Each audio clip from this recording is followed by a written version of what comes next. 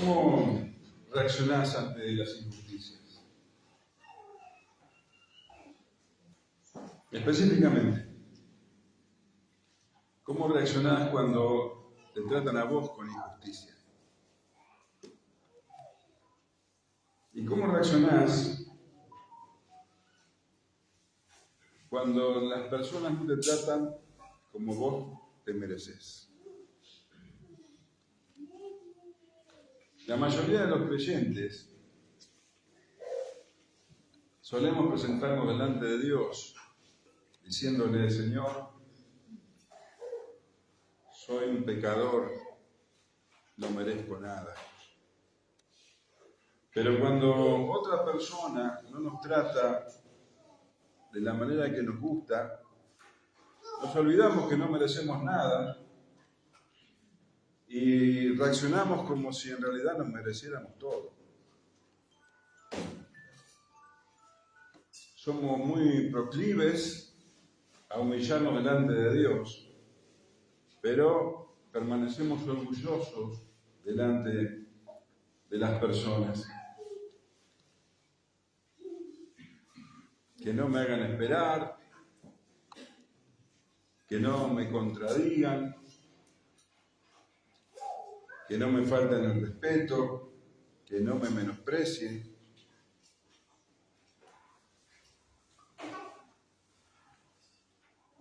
En realidad, nosotros esperamos que nos traten como creemos que merecemos, porque seguimos siendo orgullosos. A mí se me respeta. ¿Lo pensaste alguna vez eso?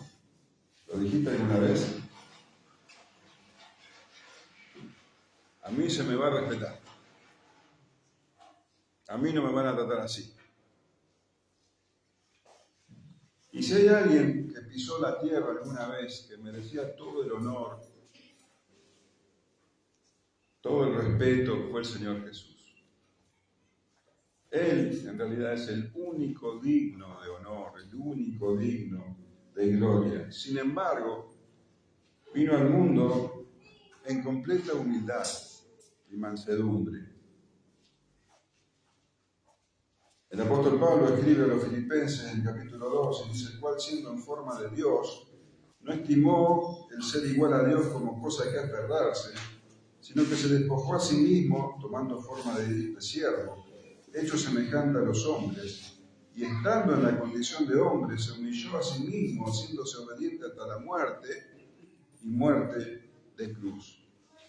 Entonces, ¿entendés lo que dice acá?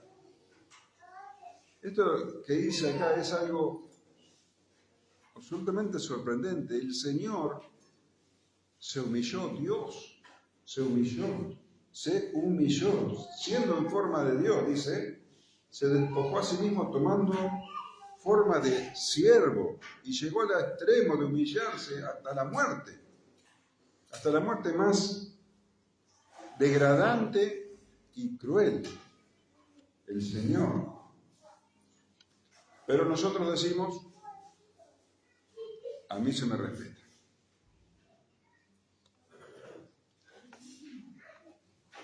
El Señor Jesús dijo que tenemos que tomar su ejemplo, que debemos imitarlo, tenemos que hacer como Él hacía. Y Él dice en Mateo 11:29, llevad mi yugo sobre vosotros y aprended de mí, que soy manso y humilde de corazón, y hallaréis descanso para vuestras almas. Fíjate, de todas las virtudes que el Señor tenía, que las tenía todas, Él dice que tenemos que imitarlo en la mansedumbre y en la humildad. Es muy llamativo esto, ¿no es cierto? Y en lo poco que hemos leído hasta ahora del Evangelio de Marcos, hemos encontrado 4 situaciones en las que el Señor Jesús tiene conflicto con los fariseos. Ninguna de estas situaciones, ninguno de estos conflictos los comenzó Él. Pero los fariseos estaban indignados con sus actitudes. Vemos que se enojaron porque el Señor manifestó que tenía la autoridad y el poder para perdonar pecados. Se enojaron después porque el Señor compartía una comida con publicanos y pecadores. Se volvieron a enojar y cada vez más profundamente porque el Señor permitió a sus discípulos arrancar espigas en un día de reposo y comerlas, comer los granos. Y más se enojaron todavía cuando el Señor sanó a un hombre que tenía la mano seca, dice, la mano paralizada, en un día de reposo. Y tanto se enojaron, porque la oposición iba creciendo, tanto se enojaron que en el versículo 24 del capítulo 2, en el versículo 6 del capítulo 3, dice: los fariseos salieron enseguida y se reunieron con los partidarios de Herodes para tramar cómo matar a Jesús. Fíjate cómo el odio hacia el Señor iba creciendo, hasta el extremo que los fariseos se reunieron con personas que en la vida cotidiana nunca se hubieran juntado, con los partidarios de Herodes, los herodianos, para tramar el asesinato del Señor. Y el Señor sabía todo esto. Y Él tenía poder para terminar con ellos. Sin embargo, Jesús nunca respondió mal con mal. Él continuó haciendo aquello para lo que había venido. Vamos a leer los versículos 7 al 12 de este capítulo 3. Y dice así: Mas Jesús se retiró al mar con sus discípulos, y le siguió gran multitud de Galilea, y de Judea, de Jerusalén, de Idumea, del otro lado del Jordán, y de los alrededores de Tiro y de Sidón. Oyendo cuán grandes cosas hacía, grandes multitudes vinieron a él. Y dijo a sus discípulos que le tuviesen siempre lista la barca a causa del gentío, para que no le oprimiesen, porque había sanado a muchos, de manera que por tocarle, cuantos tenían plagas caían sobre él. Y los espíritus inmundos, al verle, se postraban delante de él y daban voces diciendo: Tú eres el Hijo de Dios. Mas él les reprendía mucho para que no le descubriesen. Así que dice que Jesús se retiró de allí a un lugar apartado, a las orillas del mar de Galilea. Dice que lo siguieron sus discípulos. No sabemos cuántos, tampoco sabemos quiénes. Sabemos que estaban Pedro, Andrés, Juan, Jacobo, Mateo y algunos más que nosotros todavía no lo sabemos. Más adelante el Señor va a llamar a sus 12.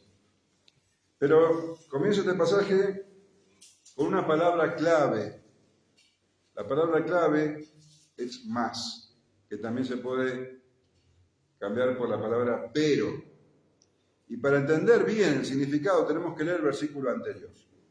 Vamos a leer el 3:6 y el 7, que es el que estamos estudiando. Los fariseos salieron enseguida y se reunieron con los partidarios de Herodes para tramar cómo matar a Jesús. Mas Jesús se retiró al mar con sus discípulos y le siguió gran multitud de Galilea. Ellos estaban tramando el mal y el Señor se retiró. El Señor no se dejó vencer por el mal. Como dijo el apóstol Pablo a los romanos: no seas vencido de lo malo, sino vence con el bien el mal. El Señor se retiró. Se fue de ahí sin ofrecer resistencia a semejante oposición. Y en el Evangelio de Mateo, en el pasaje paralelo, vemos que esta actitud del Señor Jesús, la de retirarse, en vez de confrontar, en vez de pelear, el de retirarse, era una confirmación de que Él verdaderamente es el Mesías, el Hijo de Dios. Porque así lo anunciaban las Escrituras. Mirá lo que dice Mateo, capítulo 12, versículo 17, en adelante. Esto que hemos leído, que Él se retirara, dice, lo hizo para que se cumpliese lo dicho por el profeta Isaías cuando dijo, he aquí mi siervo a quien he escogido, mi amado, en quien se agrada mi alma. Pondré mi espíritu sobre él, y a los gentiles anunciará juicio. No contenderá ni voceará, ni nadie oirá en las calles su voz. La caña cascada no quebrará, y el pábilo que humea no apagará, hasta que saque a victoria el juicio, y en su nombre esperarán los gentiles.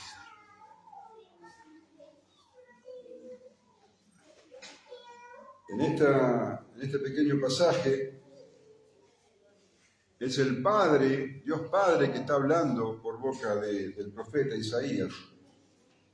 Y está señalando a su siervo, al ungido, al escogido, al Cristo. Y lo llama mi amado, en quien se agrada mi alma. Esas palabras o palabras muy parecidas son las que el Señor dijo, Dios Padre dijo en el bautismo del Señor Jesús y después lo dijo en otras oportunidades, en el monte de la transfiguración. Es mi Hijo amado en quien tengo complacencia. El Hijo complacía al Padre por su perfecta obediencia. Y dice, pondré en él mi espíritu sobre él. Toda la obra del Señor la hará bajo el poder del Espíritu Santo. Y a los gentiles anunciará juicio. Los judíos lo rechazarán. Y el Evangelio llegará a los gentiles. Y acá está lo que el profeta anunciaba. No contenderá ni voceará, ni nadie oirá en las calles su voz. No contenderá, no protestará, no disputará, no se quejará, no gritará. Estaba escrito que esto sería así. El Señor no se fue de allí porque era débil. Al contrario, no era señal de debilidad, era señal de fortaleza. Él vino a cumplir una misión y la iba a llevar a cabo. Él vino como un cordero, manso y humilde. Y dice, no contenderá ni voceará, ni nadie oirá en las calles su voz. No andará gritando, no voceará. Y esa palabra en el original habla del ladrido de los perros o del graznar de los cuervos. Está diciendo, no va a hacer escándalo, no va a andar reclamando sus derechos, no se va a andar imponiendo, no va a exhibir orgullo. Él es manso y humilde. El Mesías no anda a los gritos, no anda voceando.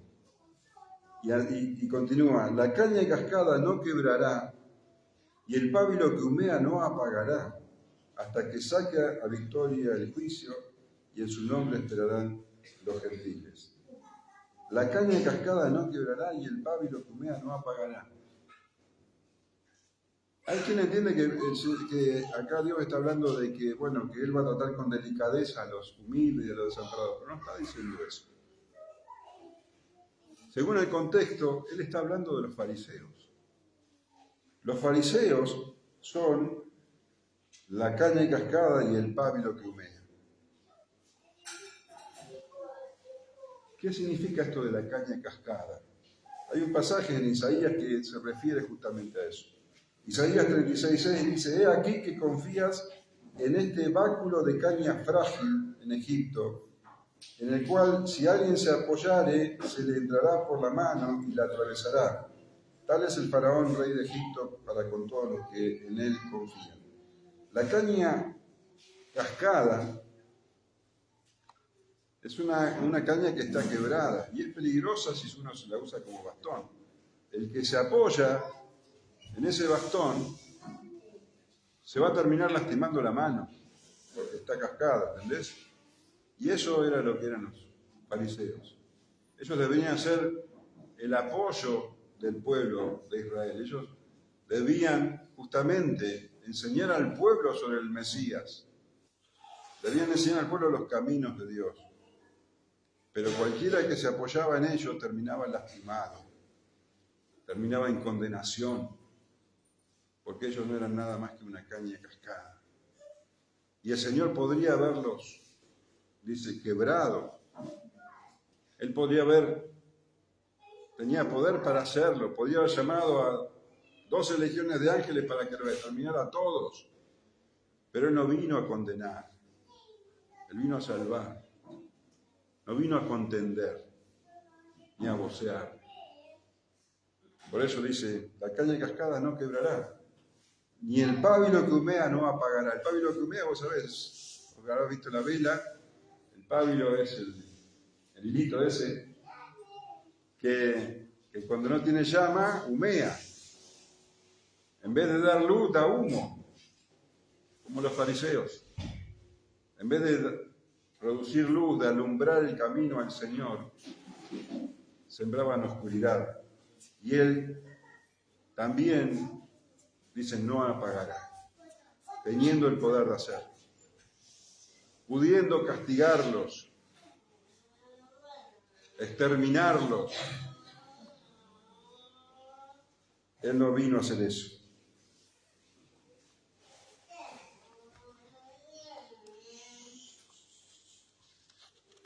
Hasta que saque a victoria el juicio. Ya llegaría el tiempo. Pero Él debió soportar durante todo su ministerio las cañas cascadas y a los pábilos que humean. Y así, como dice, y en su nombre esperarán los gentiles. De esta manera es que el Señor traería la salvación. Él es el Mesías. Él es el Redentor. Él vino con un propósito claro, traer salvación por medio de su muerte. Así que Él no perdió tiempo en contender con sus enemigos. No eran más que cañas cascadas, que pábilos que humean. Él siempre apuntó a la cruz. A eso Él había venido. Y por eso Él es la esperanza de los gentiles. Él es el Hijo de Dios. Y se había apartado a un lugar solitario para no contender, pero su fama había corrido tanto, dice que las multitudes lo siguieron.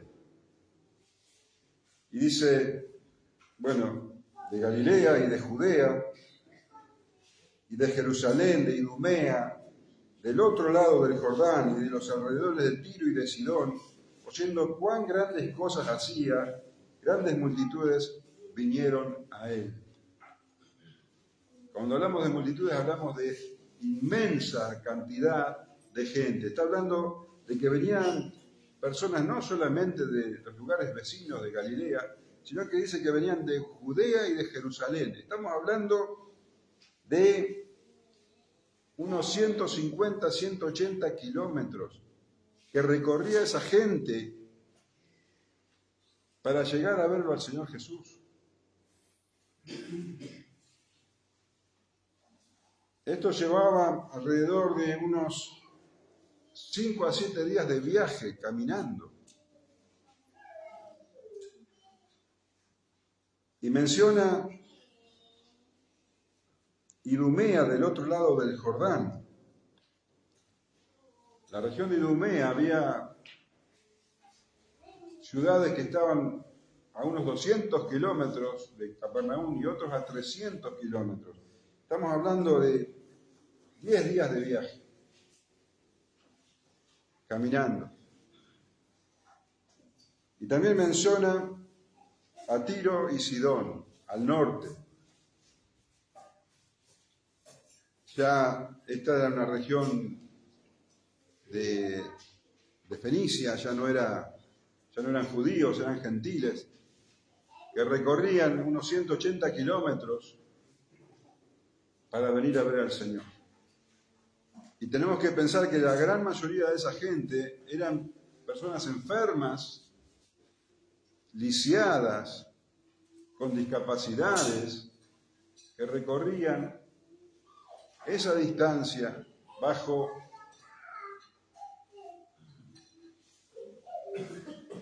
lo que el clima pudiera ofrecer, porque verdaderamente creían que Jesús iba a llamarlos, iba a sanarlos. Y los que se atrevieron a hacer semejante travesía, realmente pudieron ver y experimentar el tremendo poder sanador del Señor. Algo como nunca había sucedido antes. Los ciegos de pronto veían, los cojos caminaban y saltaban, los leprosos eran limpiados. Maravilla tras maravilla. La realidad es que durante el ministerio terrenal del Señor Jesús, la enfermedad fue literalmente erradicada de Israel. Con una palabra o con un toque el Señor podía sanar las discapacidades o las enfermedades más debilitantes. ¿Cómo no iba a venir gente de todos lados? ¿Cómo no iban a venir multitudes? Y era tanta la gente, tanta la desesperación por llegar hasta Jesús, que se volvió verdaderamente peligroso.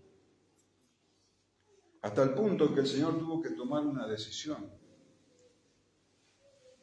Y dijo a sus discípulos que le tuviesen siempre lista la barca a causa del gentío, para que no le oprimiesen, porque había sanado a muchos, de manera que por tocarle, cuantos tenían plagas caían sobre él. Era lógico que hubiera ese fervor por llegar a su presencia. Imagínate las multitudes que todos querían estar delante de él, todos querían tocarlo, porque sabían que iban a ser sanados. Ninguno se fue como vino. El Señor había sanado a todos los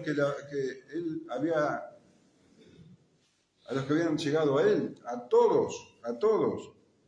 Y por esta causa dice que la gente se amontonaba queriendo pasar adelante y caían sobre él. Él estaba en medio de un amontonamiento de gente que lo apretujaban y lo empujaban.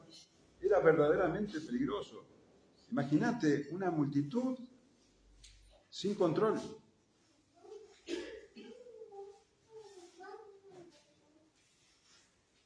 Y ahí estaba Jesús, el Hijo de Dios, en medio de esa multitud, siendo zamarreado y tocado y asfixiado, podemos decir, por toda esa gente. El Señor, el 3 veces santo, cuando Él estaba en su gloria, los ángeles que estaban cerca de Él no se atrevían a mirarlo. El profeta Isaías tuvo una visión y pensó que iba a morir por haber visto esa visión. En Isaías 6:1 leemos: en el año que murió el rey Usías, vi yo al Señor sentado sobre un trono alto y sublime, y sus faldas llenaban el templo. Está hablando de Jesús. Por encima de él había serafines, cada uno tenía 6 alas, con 2 cubrían sus rostros, con 2 cubrían sus pies, y con 2 volaban, se cubrían sus rostros con sus alas a causa de la gloria del Señor. Y el uno al otro daba voces diciendo, Santo, Santo, Santo, Jehová de los ejércitos. Toda la tierra está llena de su gloria. Y los quiciales de las puertas se estremecieron con la voz del que clamaba y la casa se llenó de humo. Entonces dije, ay de mí, que soy muerto, porque siendo hombre inmundo de labios y habitando en medio del pueblo que tiene labios inmundos, han visto mis ojos el Rey, Jehová de los ejércitos. Y ahora el Señor estaba allí en medio de esa multitud de hombres inmundos de labios, hombres pecadores,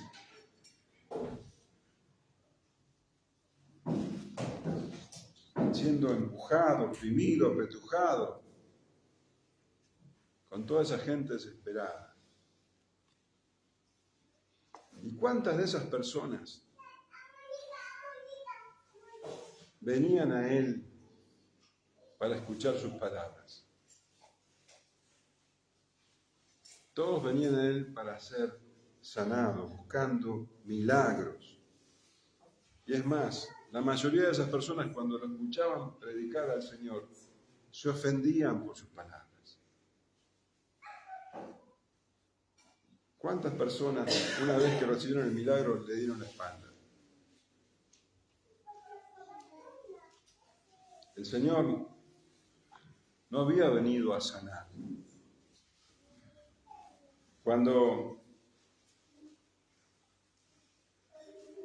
muy al comienzo de su ministerio, cuando en Capernaum había sanado a muchos, se levantó a la mañana siguiente a orar, ¿te acordás? Pero no pudo porque vino Pedro enseguida y decían, todos te buscan. Y el Señor les había dicho, vamos a los lugares vecinos para que predique también allí, porque para esto he venido. Él había venido ¿a qué? A predicar, a llevar las buenas nuevas de salvación. Eso es lo que él tenía que hacer. Pero las multitudes venían buscando no la palabra, sino la sanidad. Y ahí estaba el Señor, apretujado por toda la multitud. ¿Cómo hubieras reaccionado vos ante una situación tan asfixiante y peligrosa? El Señor, siendo Dios, era manso y humilde de corazón. Y como la multitud era tan grande y la situación se estaba por desbordar en cualquier momento, él,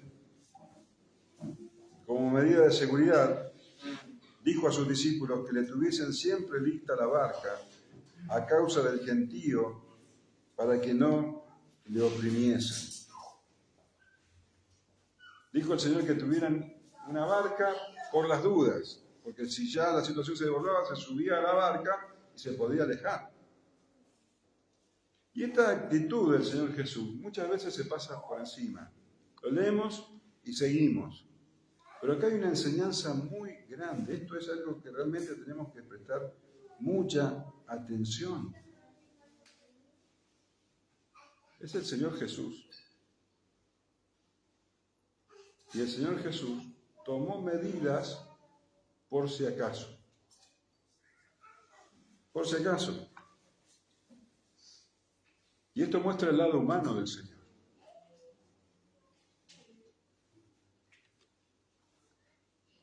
No era seguro que iban a necesitar la barca, pero por las dudas la tenía preparada. ¿Te das cuenta que el Señor, teniendo una fe perfecta, también tenía prudencia práctica? El Señor tomó medidas. Él no estaba esperando, bueno, pues hay cosas, si la cosa se va de control, el Padre me va a salvar. Tal vez mande ángeles para apartar a la gente de mí. No, el Señor no hizo eso. El Señor tomó medidas prácticas. Obró con sabiduría ante una posible situación difícil. ¿Qué te parece vos esto? El Señor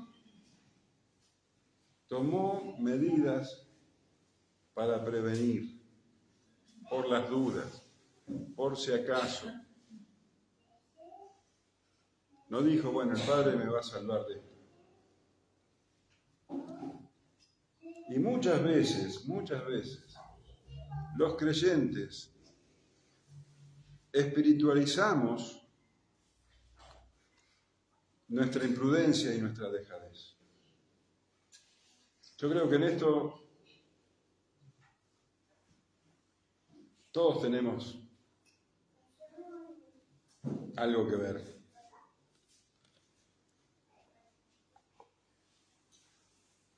Eso de espiritualizar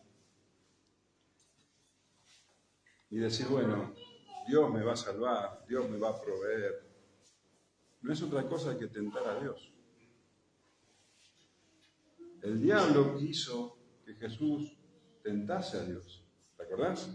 En Mateo 4:5 dice, entonces el diablo le llevó a la santa ciudad y le puso sobre el pináculo del templo y le dijo, si eres hijo de Dios, échate abajo, porque escrito está, a sus ángeles mandará cerca de ti y en sus manos te sostendrán para que no tropieces con tu pie en piedra. Jesús le dijo, escrito está también, no tentarás al Señor tu Dios. Tentar a Dios no es otra cosa que exigirle a Dios un milagro para cubrir una irresponsabilidad humana.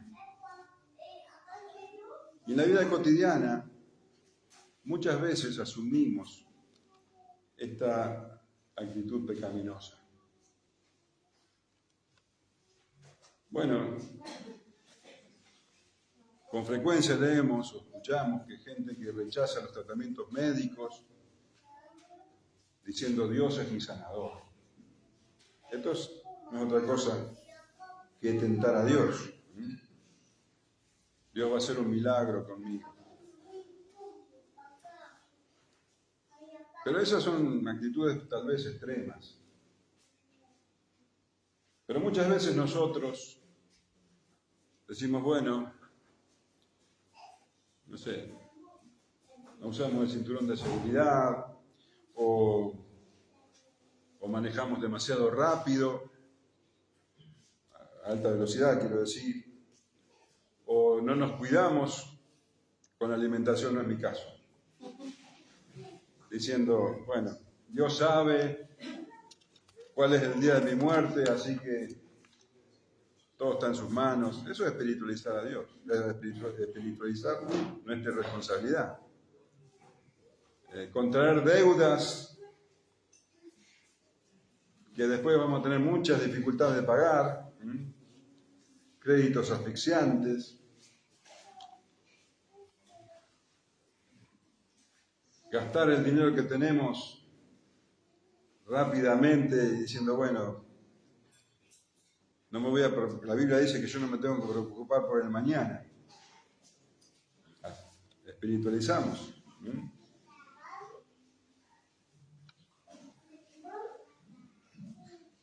No sé, subirnos al techo a reparar algo y decimos, bueno, el Señor me va a mandar sus ángeles, hacer algún tipo de ejercicio extremo o andar tal vez por barrios peligrosos, Dios me va a cuidar. Y el Señor acá nos está mostrando que Él era prudente. Los jóvenes ir a un examen sin repasar demasiado, diciendo que el Espíritu Santo me traiga la memoria. Todas estas cosas, ¿no? Es espiritualizar una irresponsabilidad propia, eso es tentar a Dios. Y vemos que el Señor era sabio y prudente. Y eso es lo que nos toca a nosotros. Claro que Dios es soberano, claro que Dios es nuestro cuidador, nuestro guardador, nuestro proveedor. Pero nosotros tenemos que hacer la parte que nos corresponde. Tenemos que obrar con sabiduría y prudencia. No tenemos que tentar al Señor.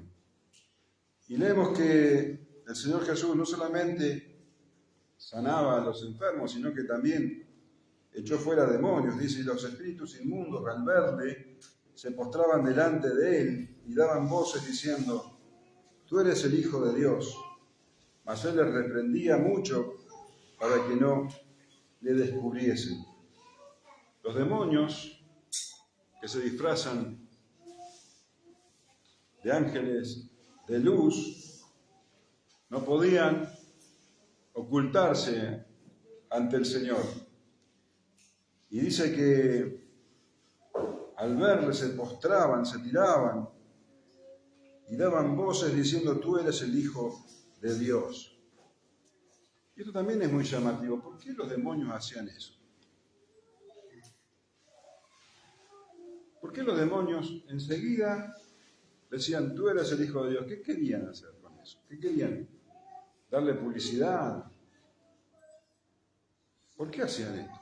Y el Señor los hacía callar inmediatamente. Tal vez lo hacían porque a causa del terror que les provocaba el Señor Jesús. Tal vez sí. Pero como son demonios, son la maldad extrema y los enemigos acérrimos del Señor Jesús, podemos pensar que tenían otro propósito, un propósito malvado en decir tú eres el Hijo de Dios. Nosotros recordemos que los fariseos, a ellos afirmaban que Jesús hacía milagros no por el Espíritu Santo, sino por Belcebú, por Satanás. Entonces, probablemente los demonios hacían esto para dar fundamento a esa sospecha, a ese pensamiento. O tal vez ellos veían que Jesús no se manifestaba todavía públicamente como el Hijo de Dios y ellos, por llevarle la contra, por arruinar su ministerio, decían estas cosas. El hecho es que el Señor Jesús no buscaba la publicidad de esta gente, de estos seres. Y el Señor ese los reprendía mucho para que no lo descubriesen. Yo creo que eso es lo que ellos querían, descubrirlo, que la gente lo siguiera más. El Señor le había dicho al que limpió de lepra, ¿te acordás que no lo contase? Y bueno, él desparramó la noticia y fíjate cómo todo el mundo empezó a seguirlo, que no podía entrar ya casi a las ciudades. Todos buscaban sanidades en vez de buscar la palabra. Entonces, probablemente la actitud de estos, o el motivo por los que estos demonios declaraban que era Hijo de Dios, tenía que ver con esto, con poner tropiezos en el ministerio del Señor Jesús. El hecho es que ellos estaban obligados a obedecer, y el Señor Jesús los reprendía y ellos se tenían que ir. ¿Quién tenía semejante poder? Esto que el Señor hacía y que provocaba tanto rechazo en los fariseos, hacía que la gente se preguntara quién era. ¿Quién tiene semejante poder de que los demonios se vayan, de sanar enfermedades? ¿Quién poseía tanta autoridad? ¿Quién era este hombre? Y este hombre es nada más ni nada menos que el Hijo de Dios. Y eso es lo que está mostrando Marcos en su Evangelio. Él es el Hijo de Dios y tenía esta clase de autoridad como para que los demonios se fueran, como para sanar enfermedades, como para perdonar pecados. Él es el Hijo de Dios. Y teniendo esta autoridad y este poder, el Señor Jesús era manso y humilde de corazón. Yo no sé si vos habrás leído, yo no. He leído los evangelios y nunca leí un pasaje donde el Señor Jesús se quejara. Nunca leí que el Señor dijera, esta gente no me valora como yo me merezco. Nunca leí que el Señor Jesús se haya ofendido.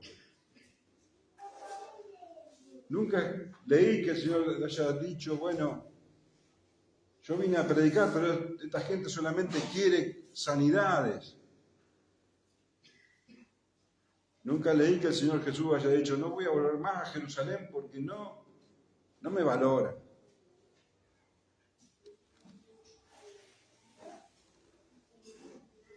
No me tratan como me merezco. Hermanos, si a alguien han tratado como no se merecía, era el Señor Jesús.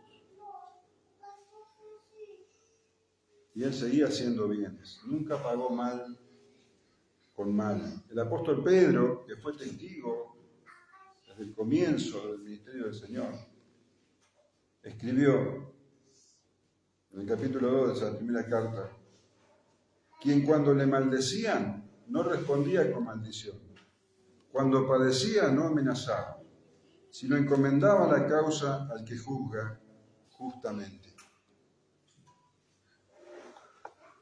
El Señor nunca se ofendió porque lo maltrataran o porque no lo valoraran, porque no le dieran el honor que le cabía, que le correspondía. No lo hizo entonces, y ¿sabes qué? No lo hace ahora todavía. El Señor nos ofende, aunque nosotros, siendo su pueblo, no le demos el lugar que le corresponde en nuestras vidas. ¿Quién puede decir yo le doy al Señor todo el honor que Él se merece? Vos podés decirlo. Yo quisiera, pero no puedo. Y el Señor no se ofende. Ahora, vos seguís pensando que no se te valora lo suficiente. Vos seguís pensando que mereces más atención.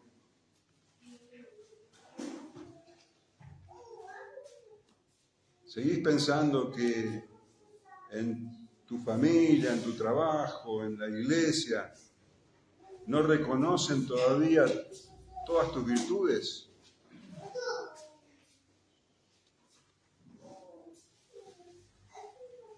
Todavía seguís pensando que tenés derecho a ofenderte porque no te tratan como a vos te gustaría o porque no te dicen las cosas que a vos te gustaría que te digan.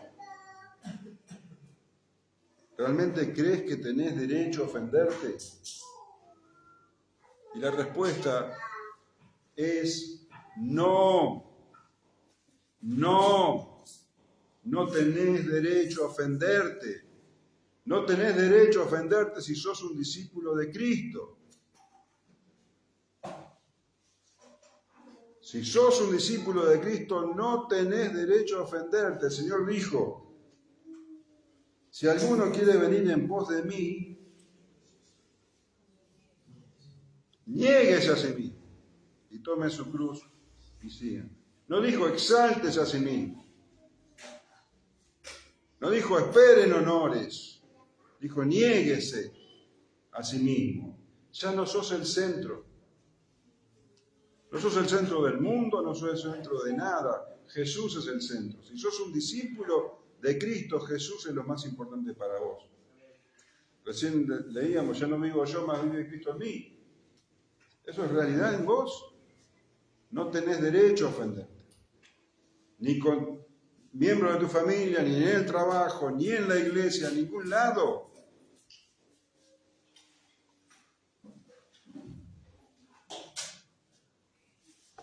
Los apóstoles no andaban por ahí ofendiéndose. Hemos estado leyendo tiempo atrás las cartas del apóstol Pablo a los corintios y veíamos cómo los corintios trataron al apóstol Pablo. Mal, una y otra vez. Lo maltrataban, hablaban mal de él. Y Pablo, ¿qué hacía? Los amaba, los amaba y oraba por ellos y buscaba su bien.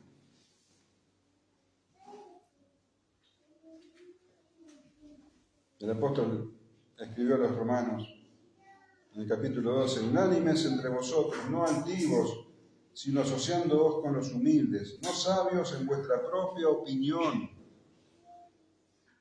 No paguéis a nadie mal por mal, procurad lo bueno delante de todos los hombres. Si es posible, en cuanto dependa de vosotros, estad en paz con todos los hombres. Ya no podés andar ofendiéndote, ya no podés andar reclamando atención, derechos, quejándote. Es necesario que ya crezcas, que madures.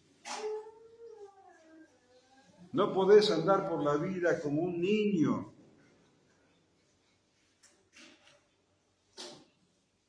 Cada vez que algo no te gusta, reaccionando. ¿Sabés lo que dice la Escritura? Hay un tiempo para hablar y hay un tiempo para callar. No tenés que andar diciendo todo lo que pensás. Pero yo no me puedo callar. Yo tengo que decirlo. No. El Señor Jesús se retiró. Es tiempo que madures.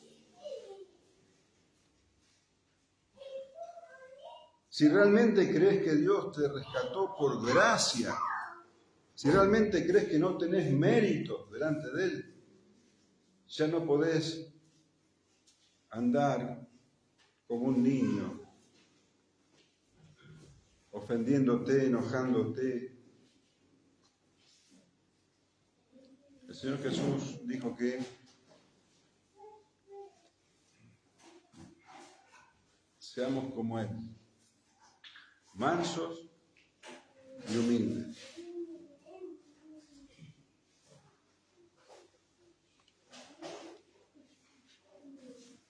En Mateo 20 él dice: el que quiera hacerse grande entre vosotros será vuestro servidor, y el que quiera ser el primero entre vosotros será vuestro siervo. Como el Hijo del Hombre no vino para ser servido, sino para servir y para dar su vida en rescate por muchos.